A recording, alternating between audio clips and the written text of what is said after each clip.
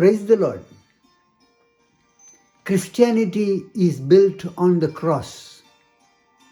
The sufferings of Christ, who stood for justice and peace, shall guide the life of every Christian.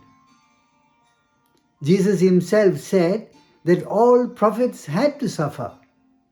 Now he adds, the kingdom of God suffers violence, and the violent take it by force.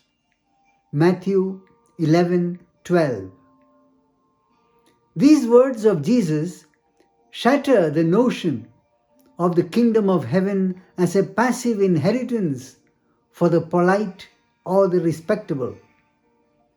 It is not seized by the indifferent, but stormed by the urgent.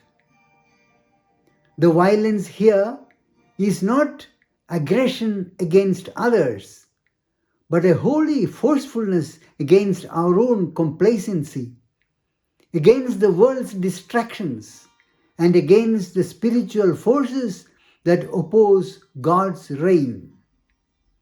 It is the violence of a wrestler in prayer, the relentless pursuit of a seeker who will not rest until they hold of grace. It is the courage to tear down every idol in our hearts that claims a throne.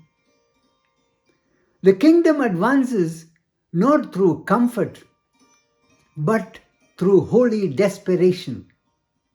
The tax collector's fervent plea, the widow's persistent cry for justice, the faith that tears through a roof to reach the healer.